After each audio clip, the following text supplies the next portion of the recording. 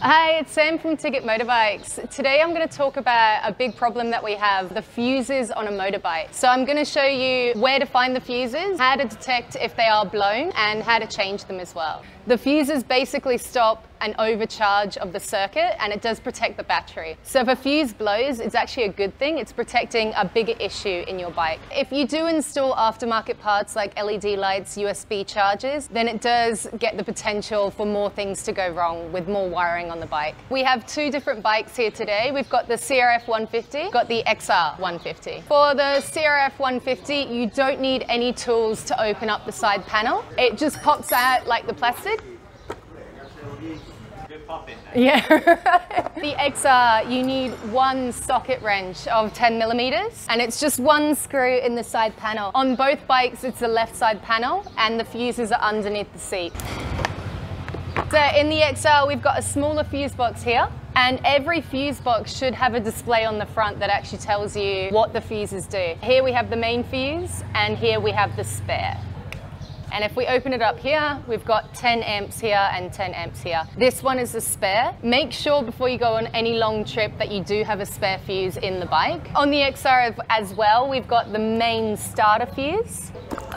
So why is that one blue? It's a different amperage. This one's 15 and this one is 10. You can find out what amperage you need by checking the fuse box or checking the manual of the bike. If you do put the wrong amperage into the fuse box, for a quick fix, maybe you're out on the road in the jungle, it's okay. But if you do use the wrong amperage, it can blow the fuse and you'll overheat the circuit. For the CRF 150, there's only one fuse box in this bike.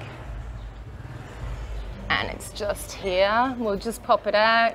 Like that, yeah? Yeah, just like that. I've got no grip strength. For the CRF 150, you can see on the inside of the fuse box, left to right and left to right. So 20 for the main, you've got a space for the spare. There's no spare in this bike. 10, 10, 10, 10. The reason that the fuses blow is usually, they are dirt bikes, so we do get some dirt and dust inside the fuse box, as well as water. If you do find that the bike's not turning on, the bike's not working, then you can check the fuses. And now we're gonna look at how to check the fuse and how to change the fuse and what a broken fuse looks like. You will need a pair of pliers to get the fuse out, and you can give it a wiggle if it's not coming out. Hold it up to the light. If you've got a U shape and it's all connected, then it looks like the fuse is okay. If the fuse is still not working, you can give it a clean, so you can scrape off the teeth.